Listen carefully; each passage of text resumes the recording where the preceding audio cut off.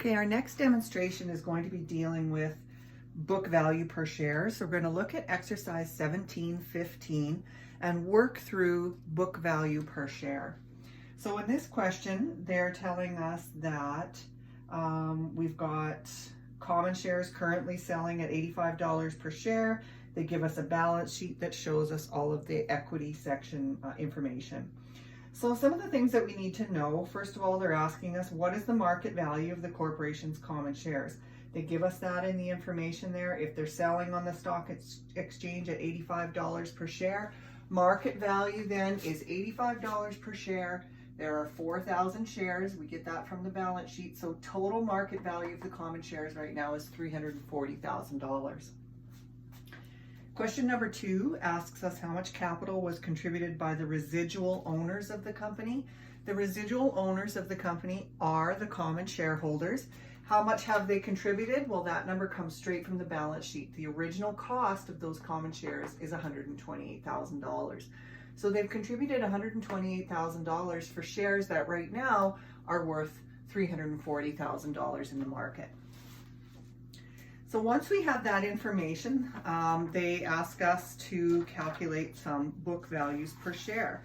So the next question is question 3, and that asks us to calculate the book value per share of the preferred shares and the common shares if there are no dividends in arrears. Okay, so if there are no dividends in arrears, that means we don't owe any additional money to the preferred shareholders. So first of all, then let's look at what the book value is for the preferred shareholders. So for preferred,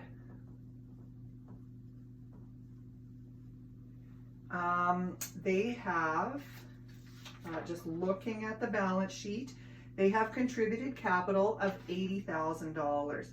So they have $80,000 in contributed capital. That comes from your balance sheet. We know that there are how many shares? There are 1,000 shares. So divided by 1,000 equals $80 per share. Okay, so book value of the preferred shares right now, $80 per share. Common shares, a little more of a calculation. So for our common shares, right now we know on our balance sheet total equity, and total equity from the balance sheet is $448,000. We know that 80,000 of that belongs to the preferred shareholders.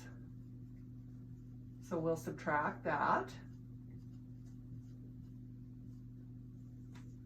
That leaves $368,000 for the common shareholders.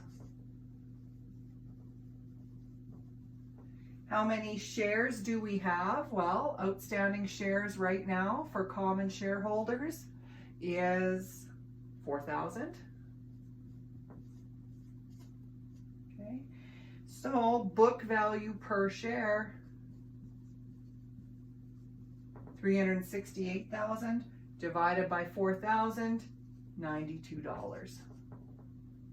Okay, so 368 divided by 4 gives you the $92. So book value per share with no arrears is $92. Now, what if we have 2 years dividends in arrears? Now that changes things a little bit. If we have 2 years dividends in arrears, first we have to calculate the book value of our preferred shares. So 2 years arrears. So first we'll calculate our preferred shares book value. We have an annual dividend, if you look at your balance sheet, of $2.50. So $2.50 times 1,000 equals $2,500 per year. Okay. The preferred share value, so times 2 years in arrears, equals $5,000. So we owe the preferred shareholders $5,000. Their preferred share value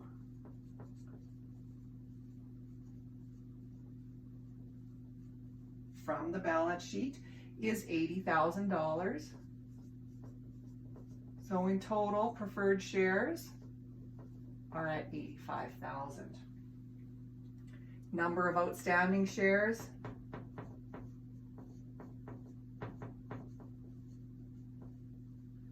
okay, they're still looking at the balance sheet. There are 1,000 shares outstanding. So if they're worth 85,000, that's what we owe them. There's 1,000 outstanding shares, which means book value per share is going to be 85,000 divided by 1,000, so $85. Once we have that figured out, then we can calculate how much we have as a book value for our common shareholders. So for common shares, okay, we are going to follow the same format we followed up here. We have total equity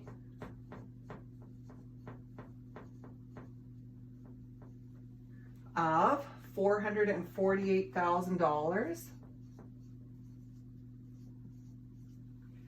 How much belongs to the preferred shareholders? Okay, well, preferred shareholders, at this point, we have a value of 80,000, just like we did before. We have arrears of 5,000, so that's that 85,000. So 5,000 and 80,000. Okay, which means that right now the amount of common share equity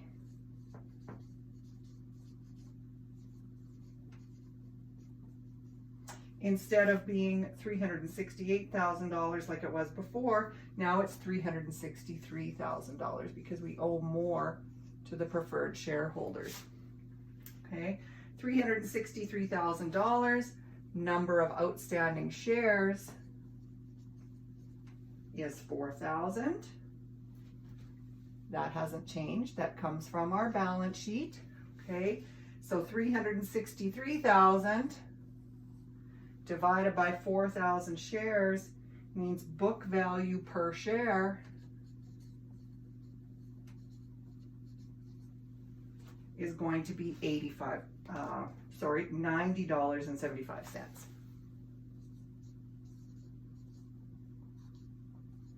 So as we owe more dividends in arrears to the preferred shareholders, that means the book value per share of the common shareholders gets lower. So that's how to calculate book values if there are no arrears and if you have dividends in arrears for preferred shareholders. Okay, so that's parts 1, 2, 3, and 4 of exercise 1715. Now part 5 says if 2 years preferred dividends are in arrears and the board of directors declares dividends of $10,000, what total amount will be paid to preferred and common shareholders? What is the amount of dividends per share for the common shareholders? So if we have 2 years dividends in arrears to the preferred shareholders, we know that we owe the preferred shareholders $5,000. Okay, $2,500 per year is $5,000. We would also owe them a current year dividend of $2,500.